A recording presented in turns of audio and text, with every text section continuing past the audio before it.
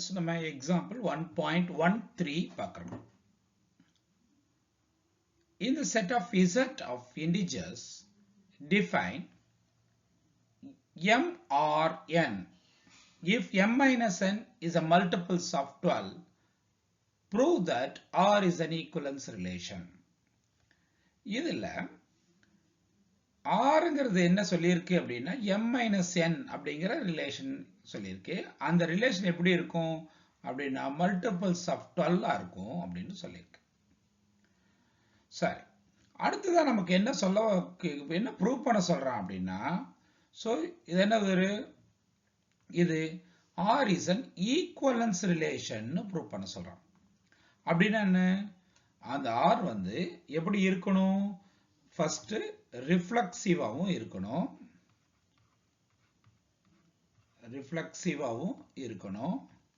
அடுத்தது எப்படி இருக்கணும், சிமெட்ரிக்காவும் இருக்கணும், அண்ட் ஃபைனலா டிரான்சிட்டிவாவும் இருக்கணும்.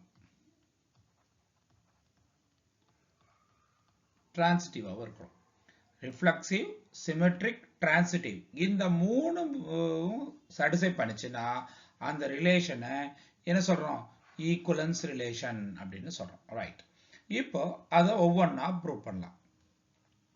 ஃபர்ஸ்ட் நம்ம ப்ரூவ் பண்ண வேண்டியது என்ன, தட் இஸ் ரிஃப்ளெக்சிவ் இல்லையா.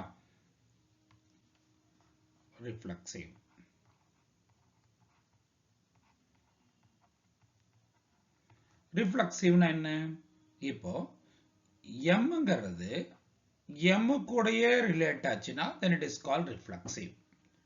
Right, from this இங்க என்ன பார்க்கலாம், m ரிலேட் என்ன, that is equal to என்னது m minus m, that is equal to என்னது, mல m போனா 0, it is also equal to 0 into 12, 0ங்கிறது 12 ஓட மல்டிபிள் தான். Therefore m relate mங்கிறது நமக்கு சிமெட்ரிக்கா கிடைச்சு, ஏன்னா இந்த m relate to m என்ன நமக்கு மல்டிபிள்ஸ் ஆஃப் 12 கிடைக்குது. Therefore இங்க என்னது rங்கிறது நமக்கு r is reflexive. r வந்து நமக்கு reflexive. Right, next என்னது, நம்ம சிமெட்ரிக். என்னது சிமெட்ரிக்னா என்ன, நமக்கு தெரியும் சிமெட்ரிக்னா if m relate to n இருந்ததுன்னா n is also relate to m prove பண்ணோம்னா that is symmetric. சரி, m relate to nங்கிறது என்னது, that is equal to m minus n. suppose we consider அதை வந்து 12k ன்னு வச்சுக்கலாம், multiples of 12k ன்னு வச்சுக்கலாம். இதுவே n related to m இருந்தா என்ன வரும், n minus m ஆயிடும் இல்லையா. அப்ப அது எப்படி எழுதலாம்னா மைனஸை காமனா வெளியெடுத்துட்டா என்ன ஆகும், m minus n that is equal to minus 12k இல்லையா from 1.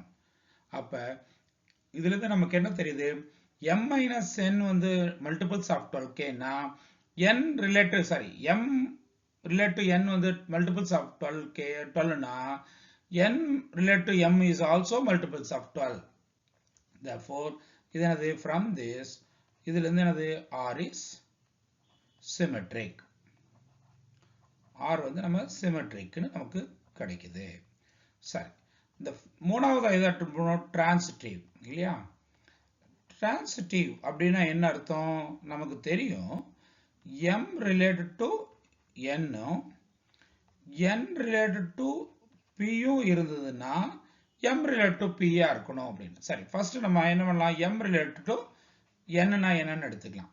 that is equal to m related to n is equal to m minus n, that is equal to 12k. n related to p na that is equal to n minus p, that is equal to 12l அப்படின்னு வச்சுக்கலாம், இன்னொரு letter வச்சுக்கலாம். இது ரெண்டுமே multiples of 12 அப்படின்னா m related to p எப்படி இருக்கும் அப்படின்னா நமக்கு தெரியும், that is என்னது, m minus p. இது எப்படி எழுதலாம், m minus n plus n minus p எழுதலாம். ஒரு என்ன பண்றோம், ஒரு n சப்ராக்ட் பண்ணி ஆட் பண்றோம், அது சேஞ்ச் ஆகாது இல்லையா. அப்படி பண்ணும்போது நமக்கு ஃபர்ஸ்ட் இருக்கிற m minus n எங்க இருக்கு அப்படின்னு பார்த்தோம்னா m minus nங்கிறது நமக்கு என்னது நம்ம இங்க கொண்டு வந்திருக்கோம் இல்லையா அதே n minus pங்கிறது என்னதுக்கு இங்க இருக்கு அப்ப இத சப்ஸ்டிட்யூட் பண்ணா நமக்கு என்ன வருது அப்படினு பார்க்கலாம் என்ன வருது நமக்கு சப்ஸ்டிட்யூட் பண்ணும்போதுன்னு பார்த்தோம்னா இது என்னது that is equal to m minus n வந்து 12k இது 12l ரெண்டுலயும் சேர்த்து காமனா 12 வெளிய எடுத்துட்டா k plus l it is also நமக்கு என்னது multiples of 12 m related to p ங்கிறதும் multiples of 12 then implies r is transitive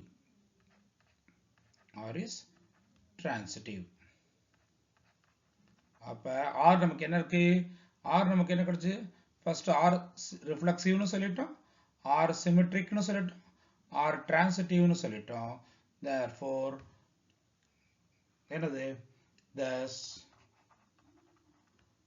r ங்கிறது r is an equivalence relation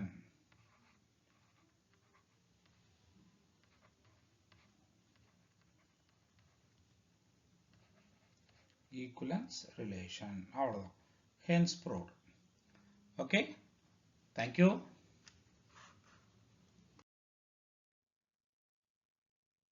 students நம்ம இப்ப பார்க்கிறது exercise 1.2 ல question number 9 in the set of z of integers define m or n if m minus n is divisible by 7 m minus n is divisible by 7 prove that r is an equivalence relation அப்ப நம்ம என்னது கொடுத்திருக்கிற எழுத என்ன கொடுத்திருக்கு அப்படினா m minus n அப்படிங்கிறது divisible by 7 அப்படி சொல்றோம் அப்படி இருக்கும்போது நம்ம என்ன சொல்றோம் rங்கிறது equivalence relation னு ப்ரூவ் பண்ணோம் ஈக்குவலன்ஸ்னா என்னென்ன நம்ம ஆல்ரெடியே நம்ம தெரியும் நமக்கு ஈக்குவலன்ஸ்னா ஃபர்ஸ்ட் நம்ம ப்ரூவ் பண்ண வேண்டியது என்ன ஃபர்ஸ்ட் பாயிண்ட் இஸ் ரிஃப்ளெக்சிவ் இல்லையா ஃபர்ஸ்ட் வந்து reflexive first one second one என்ன ப்ரூவ் பண்ணனும் நெக்ஸ்ட் ஒன் இஸ் சிமெட்ரிக் அப்படினு ப்ரூவ் பண்ணனும் second one is symmetric third one that is transitive இந்த மூணு ரிலேஷனையும் satisfy பண்ணா அது என்னது நமக்கு that is equivalence relation அப்படிங்கிறது ஆகும் ரைட் இப்போ நம்ம ஒவ்வொண்ணா எடுத்துக்கலாம் ரைட்டா ஃபர்ஸ்ட் ஒன் என்ன நமக்கு கொடுத்திருக்கிற क्वेश्चनல இருந்து நம்ம பாக்கும்போது என்னன்னு சொல்றான் m relate to n அப்படிங்கிறது என்ன m or n அப்படிங்கிறது if m minus n is divisible by 7 right இப்போ அது divisible by 7 கொடுத்ததனால என்னது m minus n ங்கிறது கண்டிப்பா எப்படி இருக்கணும் multiples of 7 ஆக இருக்கணும் அப்பதான் exactly divisible by 7 அப்படிங்கிறது தான் ரைட் சப்போஸ் நம்ம என்ன எடுத்துக்கலாம் ஃபர்ஸ்ட் சிமெட்ரிக்க ப்ரூவ் பண்ணலாம் சாரி ஃபர்ஸ்ட் ரிஃப்ளெக்சிவ் ப்ரூவ் பண்ணலாம் ரிஃப்ளெக்சிவ் என்ன that is m relate to m that is implies என்னது m minus m equal to 0 so we know 0 is divisible by 7 0 is divisible by 7 yeah divisible by 7 therefore r is reflexive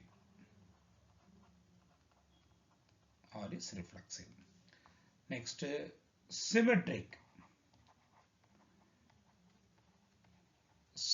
னா என்ன நம்ம தெரியும் m related to n ஆ இருந்ததுன்னா suppose that means என்னது m minus n is divisible by 7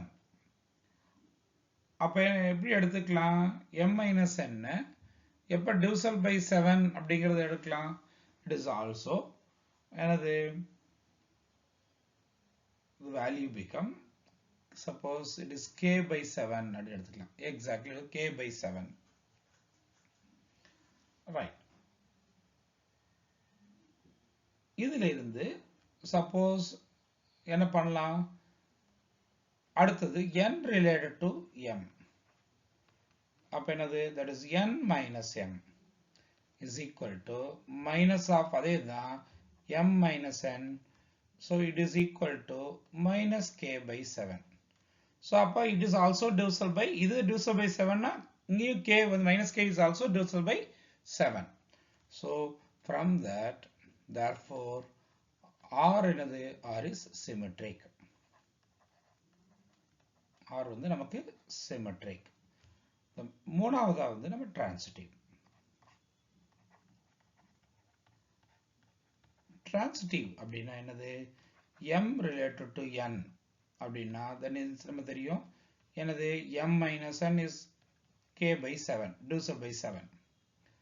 Suppose n related to p அப்படின்னு எடுத்துட்டா, that is n minus p is equal to இன்னொரு constant எடுத்துக்கலாம், l by 7 எடுத்துக்கலாம். அப்ப நமக்கு என்னது, m related to p அப்படின்னா that is equal to என்னது, m minus p. முன்னாடி நம்ம பார்த்ததே தான், what is that, m ஒரு n subtract பண்ணி add பண்றோம் minus p, that is from that first one ல இருந்து k by 7, இது l by 7. so நமக்கு என்ன, LCM 7 எடுத்துட்டா என்னது, k plus l divided by 7, it is also divisible by 7, right? correct divide ஆகும். from that நமக்கு என்ன சொல்றோம், it is transitive. so from that it is transitive. அப்ப நமக்கு மூணுமே satisfy ஆனதுனால the relation is equivalence relation. therefore R is equivalence relation.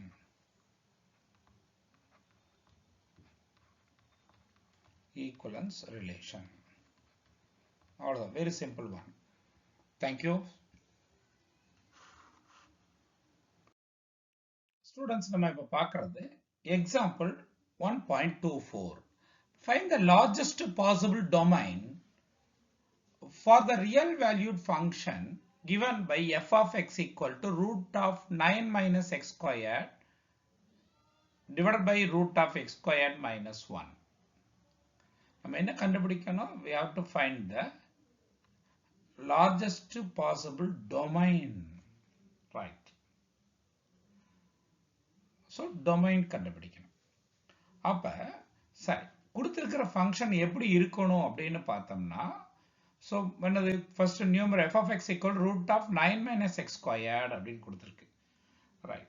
இப்போ அந்த ரூட்டுக்குள்ள வர்ற என்னது क्वेश्चन என்ன கொடுத்திருக்கு, நியூமரேட்டர் என்ன இருக்கு நமக்கு, நியூமரேட்டர் வந்து root of 9 minus x squared. அந்த 9 minus x squared எப்படி இருக்கணும், கண்டிப்பா greater than or equal to 0வா தான் இருக்கணும். அப்பதான் நமக்கு ரியல் வேல்யூ கிடைக்கும். ஏன்னா இல்லையா, ரூட் வந்து என்னது பாசிட்டிவா இருந்தா தான் நமக்கு ரூட் கண்டுபிடிக்க முடியும், ரியல் வேல்யூ கிடைக்கும். so 9 minus x squared greater than 0வா இருக்கணும். அப்ப 9 minus x squared greater than 0னா that is implies என்னது, 9 எப்படி இருக்கணும், 9 வந்து நமக்கு greater than or equal to x squared இருக்கணும். that is இப்படி எழுதிக்கலாம், அது என்னது, x squared less than or equal to 9. எப்ப x squared value less than or equal to 9 இருக்கும், so that is அந்த lie between the interval minus 3 ல இருந்து 3 வரைக்கும் 9ஆவும் இருக்கலாங்கிறதுனால this become என்னது, included. அப்ப அந்த interval எப்படி இருக்கணும், closed interval இருக்கும் இல்லையா, so that is closed interval. அப்ப x எப்படி இருக்கும் நமக்கு, x belongs to minus 3 ல இருந்து 3 குள்ள இருக்கணும். அப்பதான் நமக்கு எனது 9 minus x squared வந்து பாசிட்டிவ் வேல்யூவா கிடைக்கும், ரைட்? denominator எடுத்துட்டோம்னா, what is denominator? denominator வந்து is equal root of x squared minus 1. அப்ப இது வேல்யூ ரியல் வேல்யூ கிடைக்கணும்னு என்ன இருக்கும், x squared minus 1 வந்து greater than or equal to 0வா இருக்கும். that is x squared வந்து என்னது 1 விட என்னது கிரேட்டரா இருக்கணும், அது ஈக்குவல் டு அது கிரேட்டரா இருக்கணும். அப்போ எப்போ கிரேட்டரா இருக்கும் அப்படின்னா தட் இஸ் எப்படி இருக்கணும், மைனஸ் இன்ஃபினிட்டில நெகட்டிவ் தான், மைனஸ் இன்ஃபினிட்டியிலிருந்து -1 வரைக்கும் வரலாம் இல்லையா, அப்படி இருக்கலாம். -1 வந்து க்ளோஸ்ட் இன்டர்வல், இன்ஃபினிட்டி வந்து எப்பவுமே ஓப்பன் இன்டர்வல் தான், அப்படி இருக்கலாம். அல்லது எப்படி இருக்கலாம், தட் இஸ் 1ல இருந்து இன்ஃபினிட்டி வரைக்கும் வரலாம் இல்லையா. ஸோ இதுதான் நமக்கு இதுக்கு சொல்யூஷன். அப்போதான் நமக்கு எனது x² - 1 வந்து பாசிட்டிவாக கிடைக்கும். அதாவது -1லேருந்து 1ங்கிற இதை தவிர பேலன்ஸ் எது வேணா வரலாம். ஆனால் அதே சமயத்தில் பாரு, இங்க டினாமினேட்டர் 0 ஆகக்கூடாது இல்லையா. அப்ப இது என்னதாகணும், it is not closed interval, it is also open interval. -1 வரக்கூடாது, 1 வரக்கூடாது. சரியா, ஏன்னா அப்ப அதாவது எங்க இருக்கக்கூடாது, x does not belongs to -1லேருந்து 1ங்கிற இந்த இன்டர்வலுக்குள்ள வரக்கூடாது. அப்ப -∞ to -1ங்கிறதுக்குள்ளேயோ அல்லது 1 to ∞குள்ளேயோ இன்டர்வல்குள்ளேயோ இருக்கலாம். சரி, அப்ப இது ரெண்டுமே நமக்கு ஃபர்ஸ்ட் ஒன் என்ன பார்த்தோம், நமக்கு x வந்து எங்க வரலாம்னு சொன்னோம், இதுக்கு x belongs to இங்க பார்த்தோம்.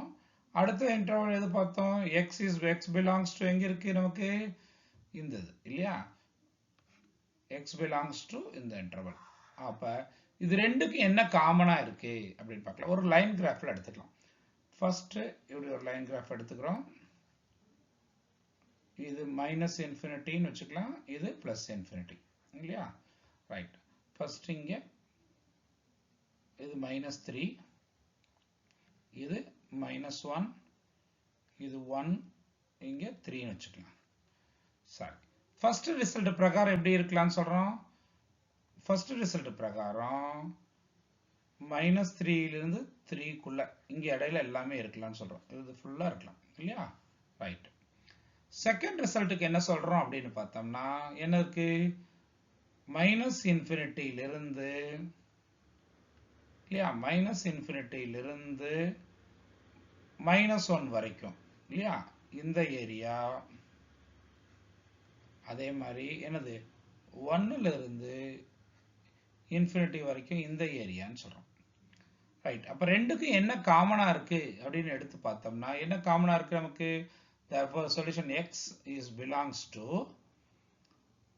closed interval ஆன -3 and open interval ஆன -1 union and எப்படி இருக்கலாம், open interval ஆன 1 and closed interval ஆன 3.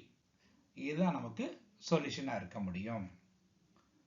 Okay, thank you.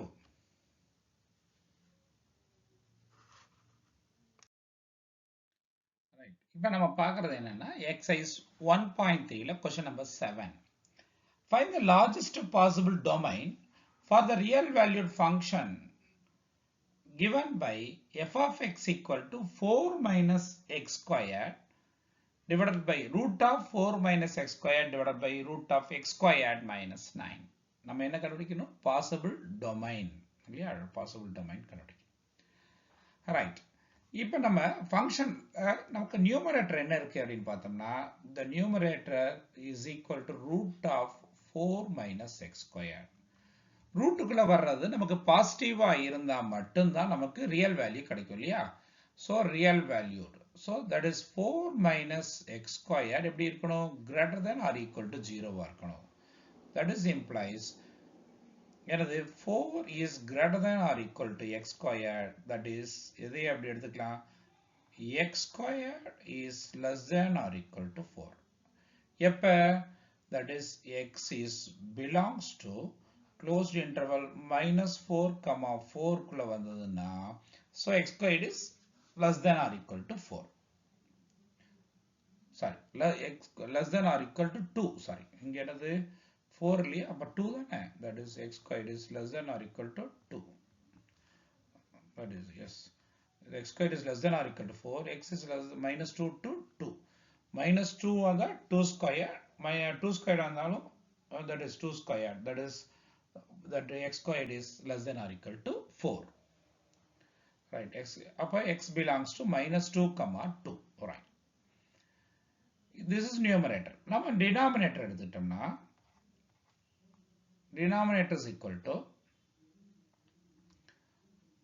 what is that? Root of x squared minus 9. இதுவும் நமக்கு greater than 0 இருந்தா மட்டும்தான். That is, it is not greater than or equal to 0. It is greater than 0 இருந்தா மட்டும்தான் நமக்கு real valued function கிடைக்கும். ஏன்னா denominator 0 ஆகக்கூடாது இல்லையா? So x squared minus 9 is greater than 0. அப்ப then implies x squared is greater than 9. அப்ப எப்படி இருக்கணும்? So 9 இருக்கணும்னா அந்த values வந்து கண்டிப்பா எப்படி இருக்கலாம்? x ஓட value belongs to minus infinity இருந்து minus 3 குள்ள இருக்கலாம் or union 3 இருந்து infinity வரைக்கும் இல்லையா இதுக்குள்ள இருக்கலாம். கண்டிப்பா எப்படி இருக்க கூடாது? that is x is does not belongs to that closed interval minus 3, 3 குள்ள இருக்க கூடாது. அதை விட்டு பாக்கி எல்லாம் இருக்கலாம். ஏன்னா இதுக்குள்ள இருந்ததுன்னா கண்டிப்பா அது என்ன ஆயிடும்? so நம்ம வேல்யூ வந்து x squared is less than or equal to 9 ஆயிடும். so x squared is greater than 9 னா கண்டிப்பா இதை விட இந்த interval x belongs to minus infinity, minus 3 குள்ளேயோ அல்லது 3 ல இருந்து infinity குள்ளேயோ இருக்கணும். ரைட். இப்போ இது ரெண்டுக்கு என்ன மேட்ச் ஆகுதுன்னு பார்க்கலாம். சரியா? ஒரு லைன் கிராஃப் டிரா பண்ணலாம். ரெண்டு காமனா எப்படி சூட் ஆகுதுன்னு பார்க்கலாம். தட் இஸ் இது இன்ஃபினிட்டி, இங்க மைனஸ் இன்ஃபினிட்டி இல்லையா? ரைட். ஃபர்ஸ்ட் பாயிண்ட்ல இருந்து எடுத்துட்டோம்னா என்னென்ன இருக்கு நமக்கு? இங்கே மைனஸ் இன்ஃபினிட்டி, அடுத்தது மைனஸ் 3, minus 2, 2, 3. ஃபர்ஸ்ட் ரிசல்ட் பிரகாரம் நமக்கு என்ன சொல்றோம் அப்படின்னா x is lie between minus 2 ல இருந்து இந்த 2 குள்ள இருக்கணும் அப்படின்னு சொல்றோம். செகண்ட் ரிசல்ட் நமக்கு என்ன இருக்கு அப்படின்னு பார்த்தோம்னா மைனஸ் இன்ஃபினிட்டியில இருந்து மைனஸ் 3 குள்ள இருக்கலாம் இல்லையா? முன்னாடி மைனஸ் 3ல, அடுத்தது 3க்கு அப்புறம் வந்து இன்ஃபினிட்டி குள்ள இருக்கலாம். அப்ப இதுக்கு ஏதாவது காமனா இருக்கா? there is no common. இதுக்கு ரெண்டுக்கும் இடையில காமனா எந்த வேல்யூமே இல்லை. ஏன்னா இது இடையில x is ஃபர்ஸ்ட் என்ன சொல்றோம்? -2 to 2 இந்த ஏரியால இருக்கணும்னு சொல்றோம். செகண்ட் என்ன சொல்றோம்? இதுல இருக்கணும்னு சொல்றோம். அப்ப ரெண்டு இதுக்கும் சாட்டிஸ்ஃபை ஆகிற மாதிரி ஏதாவது ரிசல்ட் இருக்கான்னு பார்த்தா நமக்கு எதுவுமே இல்லை. therefore என்னது? the domain வந்து null set. therefore the domain என்ன சொல்றோம்? domain is null set. null set. ரொம்ப முக்கியமான விஷயம். Okay, very good, thank you. Students நம்ம இப்போ பார்க்குறது example 1.30. if a function f maps from R to R is defined by f of x equal to 2x minus 3, prove that f is a bijection and find its inverse. இதுதான் நம்ம question. சரி, ஆனா இதுக்கு முன்னாடி நமக்கு ரெண்டு definition நமக்கு கிளியரா தெரியணும். என்னது அப்படின்னு பார்த்தோம்னா பைஜெக்ஷன் அப்படின்னா என்ன அண்ட் இன்வர்ஸ்னா என்ன அப்படிங்கிறது தெரியணும். let the function f maps from x to y is be a bijection. The function g y tends to x is defined by g of y is equal to x if f of x equal to y. இந்த இடத்துல நம்ம கிளியரா இருக்கணும். x ல இருந்து y க்கு போற போது g வந்து y ல இருந்து x க்கு போகும். அப்படி ரெண்டு ஃபங்க்ஷனுக்கும் எப்ப பைஜெக்ஷன்னா g of y வந்து x ஆ இருக்கும்போது எப்ப g of y வந்து x ஆ இருக்கும் எப்ப if f of x equal to y ஆ இருந்தா. அப்படி இருக்கு அப்படின்னா then it is called என்னது? gங்கிறது inverse of f அப்படின்னு எழுதலாம். it's denoted by f inverse அப்படின்னு சொல்லலாம். அப்ப இது வந்து இன்வர்ஸ்னா எப்படி அப்படின்னு பார்த்தோம். ரைட். இதுவே a function f is x tends to y is said to be inversible அப்படின்னா இப்ப அது இன்வர்ஸ்னா என்னன்னு பார்த்தா inversible அப்படின்னா if there exists a function g y tends to x such that f circle g அப்படிங்கிறது ஐடென்டிட்டி ஃபங்க்ஷனா இருக்கு. f circle g is equal to I of x, ix, and G circle F is equal to Ix and F circle G is equal to Iy, where Ix and Iy are identity function. Ix and Iy are identity function on X and Y respectively. In this case, G is called the inverse of F and G is denoted by F inverse. அதேதான் எப்படி சொல்றோம்? Composition functionல சொல்றோம். சரியா? A function f extends to y is said to be inversible. எப்ப? If there exists a function g, y maps to x. y இலிருந்து x க்கு போகும்போது such that g circle f is equal to identity function of x and f circle g is equal to identity function of y, where ix iy are identity function நமக்கு சொல்லிட்டோம். இதுல g is called the inverse of f. இத வந்து f inverse அப்படின்னு நம்ம சொல்லலாம் அப்படிங்கிறது தான். நம்ம இது ரெண்டும் கிளியர் ஆனா தான் நம்ம இத ப்ரோசீட் பண்றோம். Okay right. இப்போ அடுத்து ப்ரோசீட் பண்ணலாம். இப்போ கொடுத்திருக்கிற ஃபங்க்ஷன் அது f of x equal to நமக்கு என்னன்னு சொல்லிட்டோம்? f of x equal to f of x is equal to 2x minus 3 அப்படின்னு சொல்லிட்டோம். அது y ன்னு எடுத்துக்கலாம். That is implies இது எப்படி எடுத்துக்கலாம்? y is equal to 2x minus 3. ஏன்னா நம்ம சொன்னோம் இல்லையா f of xங்கிறது நமக்கு f circle y ன்னு எடுத்துக்கிறோம்னு சொல்லிட்டு, அதனால y ன்னு எடுத்துட்டோம். அதாவது x tends to y அப்படிங்கிற மாதிரி. அப்போ y is equal to 2x minus 3. இதுல இருந்து x ஓட வேல்யூ கண்டுபிடிக்கலாம். எப்படி? That is first y plus 3 is equal to 2x, then implies x is equal to நமக்கு என்ன வரும்? y plus 3 by 2. x வந்தாச்சு. இது எப்படி எடுத்துக்கலாம்? That is called g of y. g of y ங்கிறது என்னது நமக்கு? y plus 3 by 2. f of x வந்து 2x minus 3 இருந்தா g of y வந்து y plus 3 by 2 அப்படின்னு கிடைக்குது. இப்போ நம்ம first g circle f கண்டுபிடிக்கிறோம். அப்படின்னா g of f of x that is equal to g of f of x நமக்கு 2x minus 3. அதை கொண்டு வந்து எதுல சப்ஸ்டிட்யூட் பண்றோம்? gங்கிற ஃபங்க்ஷன்ல y க்கு பதிலா 2x. அப்ப 2x minus 3 plus 3 divided by 2. அப்ப என்னது? plus 3 minus 3 நமக்கு கேன்சல் ஆயிடும் first. அப்ப that is equal to நமக்கு என்ன கிடைக்கும்? நமக்கு 2x by 2. அதுலயும் நமக்கு என்ன ஆகும்? 2 கேன்சல், நமக்கு கிடைக்கிறது வந்து x. அதாவது g circle f நமக்கு என்ன கிடைச்சிருக்கு? that is x கிடைச்சிருக்கு. xங்கிறது that is equal to ix. இல்லையா? identity function of x.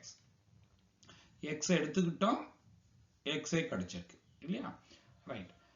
இதே மாதிரி அடுத்தது f circle g கண்டுபிடிக்கலாம்.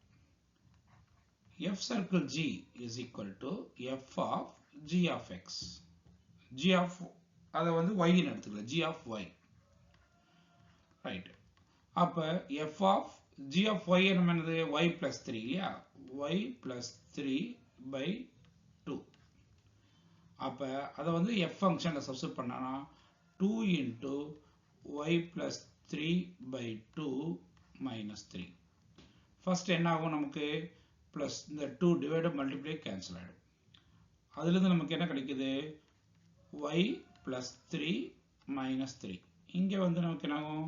பிளஸ் 3யும் மைனஸ் 3யும் கேன்சல் ஆயிடுது. அதனால நமக்கு கிடைக்கிறது என்னது? y மட்டும். அப்ப f circle g நமக்கு என்ன கிடைக்குது? that is equal to I, that is equal to iy. அப்ப f circle g யும் g circle f ம் நமக்கு என்ன கிடைக்குது? ஐடென்டிட்டி ஃபங்க்ஷன் கிடைக்குது. நம்ம டெஃபினிஷன் பார்த்தோம் இல்லையா? அப்ப f and g are f and g ரெண்டுமே பைஜெக்ஷன் இல்லையா?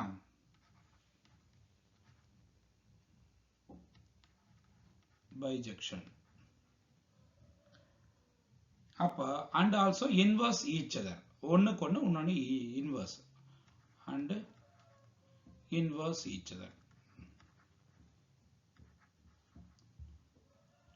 Inverse each other. சரியா? அப்ப நமக்கு என்ன கிடைக்குது? From that நம்ம என்ன சொல்லலாம் அப்படின்னு பார்த்தோம்னா கொடுத்துருக்க ஃபங்க்ஷன் f of y நமக்கு f நமக்கு கிடைச்சிருக்கிறது வந்து என்னது f g பைஜெக்ஷன் பார்த்துட்டோம். So f inverse of y அப்படிங்கிறது நமக்கு என்னது y plus 3 by 2. என்ன சொல்றோம்? f inverse of y-ங்கிறது that is g-யும் f-ம் inverse-ன்னு சொல்றோம் இல்லையா?